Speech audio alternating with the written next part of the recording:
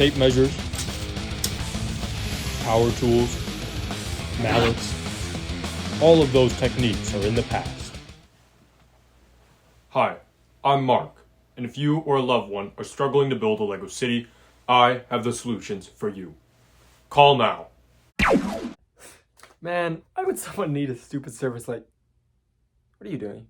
Giving them a call? Bro, I've literally been building cities for my entire life. Yeah, I know, but like these guys, they say they're professionals, so like I can trust them with this. This is the third time this week that he's done something to piss me off. I'm so tired of him being my roommate at this point. I paid them double. I want them here sooner. Can't wait to piss him off. Before your dumb team of professionals get here, I'm gonna teach the people at home how to build a Lego city my way. Fine, go ahead. It's not gonna be nearly as good as the professionals though, but please be my guest. While my idiot roommate sits outside waiting for so-called professionals to get here, I'm gonna teach you guys how to build a Lego city.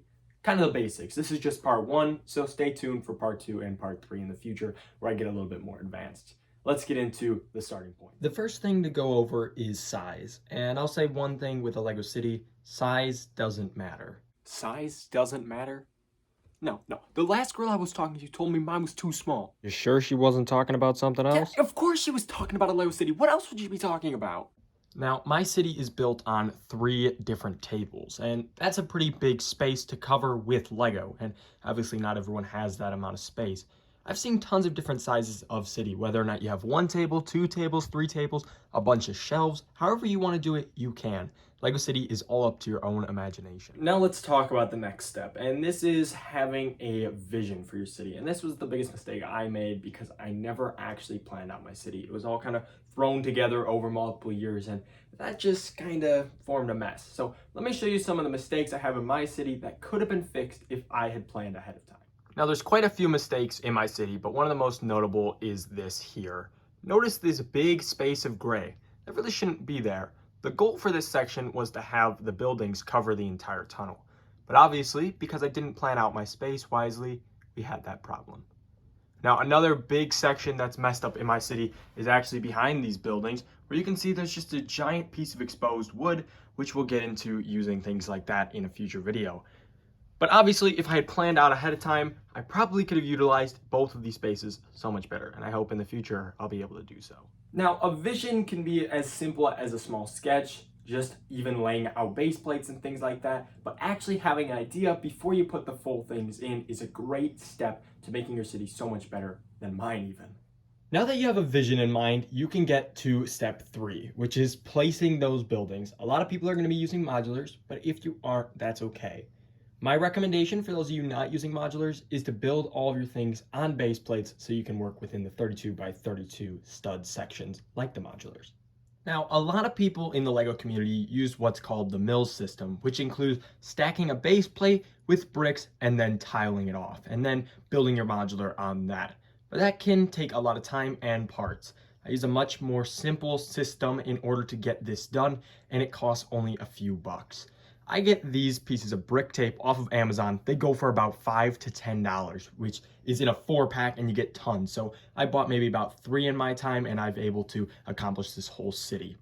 Now, because these 16 by 16 road plates are 2 plates tall, we have to raise the modulars. And this does this almost perfectly. You can place them underneath there, and then I place a actual tile or plate into there to raise it up even slightly in the middle there, just so it's not drooping down, but you obviously don't need that. So all you do is you cut up this tape, place it to the size you need. I like to put it in between the buildings at some points. I didn't do that with the Sanctum just because that's a new building in the city, but obviously that helps get it right to the height. And now let me show you how it looks once it's placed in. And this is a very simple installation process. And now you can see that it even has a little bit of a curb on that road plate there. So it looks quite nice. It's simple. And if you're kind of lazy like me and don't want to get all those parts off of Bricklink or the Lego shop, you can just order it off of Amazon and you get it in a couple days. So it's not too bad, and it's a nice, cheap way to do it. I'm going through each of these steps really quickly, but we will get more in depth to each of these as we move further in this series. Now, I want to quickly cover layering in your city, which is really important when it comes to adding detail. This camera angle right here is the best shot of layering in my city. As you can see, we have a nice smooth road here with the vehicle stacked on top, and then we go to the beach, to the ocean, to the rocks with all the greenery, up the waterfall into the buildings. It's very smooth, flowing, and you just have so many levels of detail stacked on top of one another. So adding nature, adding terrain, adding small depth and things like that, minifigures, vehicles, things like that. It all adds so much life to your city. Now, a not so good example of layering would be this section right here, where as you can see, we have our scared pedestrians leading up to all these monsters and fighting, and it's just very chaotic. Now, that was the goal I was going for in this section, but it's not necessarily the best thing to do all around your city because it may just be really overwhelming to the people trying to look at your city. And the final step I will talk about in this section is having fun. Oh, you gotta be kidding me. Hi, I'm Mark. I'm here to talk to you about building your Lego city. Oh, what the